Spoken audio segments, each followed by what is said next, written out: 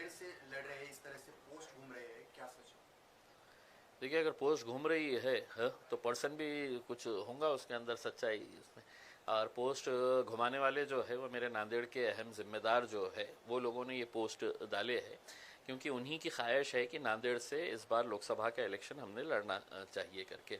नांदेड़ हमारे लिए एक बहुत इंपॉर्टेंट सेंटर है, वहाँ पे मजलिस को बहुत मकबूलियत मिली थी, बहुत अच्छा लोगों का प्यार मिला था जब महाराष्ट्र में पहली मर्तबा मजलिस आई थी। सबसे ज़्यादा कॉरपोरेटर्स हमारे नांदेड़ में ही हुआ करते थे।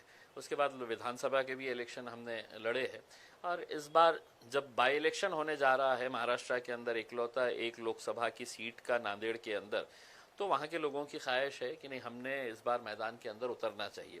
एक तरीके से अगर देखा जाए तो लोगों के अंदर एक बहुत नाराज़गी है, चिढ़ है कि पूरे महाराष्ट्र के अंदर इकलौता एक मुस्लिम एमपी था, उसको हराने के लिए जिस तरीके से राजनीतिक साजिशें की गई है, पैसे का इस्तेमाल किया गया है, तो अब लोगों के अंदर उस चिढ़ को देखते हुए कहीं ना कहीं ऐसा लग रहा है कि नहीं, इम्तियाज़ अली ने इलेक्शन लड़ना चाहिए करके, तो हम उतरेंगे मैदान के अंदर, किस्मत आजमाएंगे।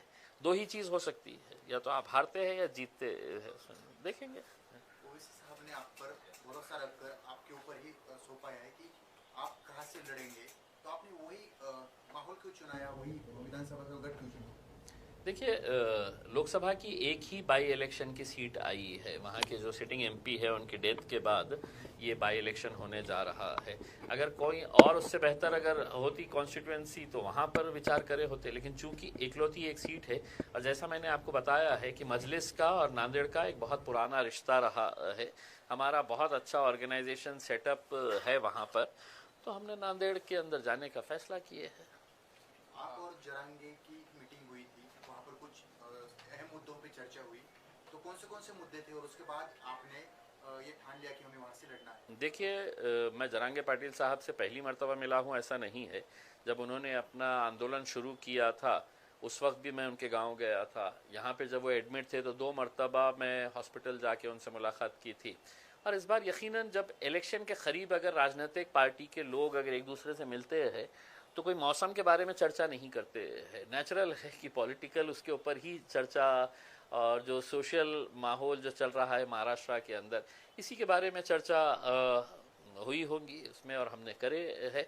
और आकर जो भी हमारी चर्चा हुई है हम बाहर आकर बताया है लोगों को, मीडिया के सामने भी हमने, आपने सवाल किया हमने जवाब दिया, हम क्यों आए थे, कैसे आए थे करके। लेकिन जरांगे ने एक बात की थी कि मुस्लिम और मराठा इकट्ठा आएंगे तो सत्ता परिवर्तन हो सकती है। देखिए, जरांगे पाटिल साहब की एक बात मुझे पसंद आई थी, उन्होंने कभी भी मतलब ये नहीं कहा है कि किसी एक जात के ऊपर, उन्होंने कहा कि हम जात और धर्म के ऊपर उठकर हम सभी लोगों को समाविष्ट करना चाहते हैं जिन जिन लोगों के साथ नाइंसाफ़ी हुई है करके उसमें। और एक अच्छी बात यह है कि जैसा मैं जरांगे पाटिल साहब के बारे में यही कहूँगा कि देखिए, एक समाज किसी एक मामूली सा आदमी, एक सादा सा आदमी गांव का उसके पीछे अगर जा रहा है तो कहीं ना कहीं उसकी जो प्रामाणिकता है अपने समाज के प्रति, इस वजह से पूरा समाज एक आवाज़ के ऊपर उठ के उसके पीछे जा रहा है।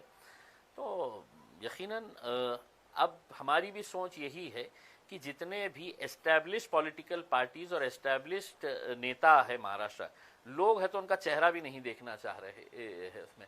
आप खुद देखिएगा, अभी जो हुकूमत के अंदर बैठे थे, लोगों ने वोट किसको दिया था, हुकूमत में वो जाके किसके साथ बैठे हैं, किसके साथ दोस्ती कर लिए, किसके साथ गले मिल लिए है करके। तो लोगों का विश्वास अब राजनीति के ऊपर से ही ख़त्म होता जा रहा है, तो उनको एक ऑल्टरनेट देने के लिए हम सोच रहे हैं क्यों ना एक नया एक समीकरण तैयार किया जाए करके। सिटी का क्या माहौल है, क्योंकि अपने यहाँ पर जो जो कैंडिडेट्स है एमआईएम की ताकत यहाँ पर अच्छी है, तो उसके बाद कहाँ पर कौन से उम्मीदवार देंगे, इस तरह से क्या? चलिए, शुक्र है आपने माना तो सही है कि एमआईएम की ताकत यहाँ पर अच्छी है, अच्छी ही नहीं है बहुत अच्छी है यहाँ पे। और हम पूरी मजबूती के साथ लड़ेंगे जहाँ जहाँ पर भी लड़ना है। हमने बहुत पहले अपना प्रस्ताव महाविकास आघाड़ी को दिया था, अभी तक उनके पास से कोई बात नहीं आई है। अब हमारी कॉन्स्टिट्यूएंसी, हमारे कैंडिडेट्स पूरे तैयार है।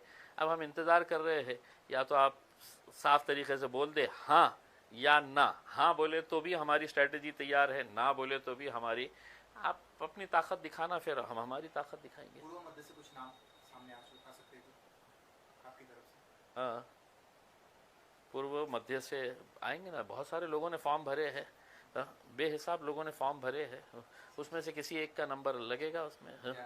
या आप दोनों जगह से लड़ेंगे? हो सकता है, मैं तो क्लियर कहा हूँ ना। अगर मेरे क़ायद बैरिस्टर असदुद्दीन अवैसी साहब ने कहा कि नहीं सिर्फ लोकसभा लड़ो तो लोकसभा लड़ेंगे, उन्होंने कहा नहीं विधानसभा ही लड़ो तो विधानसभा लड़ेंगे, उन्होंने कहा कि दोनों जगह लड़ो तो दोनों जगह लड़ेंगे, और उन्होंने कहा कि नहीं दोनों जगह मत लड़ो, तुम लड़ो ही मत तो नहीं लड़ेंगे।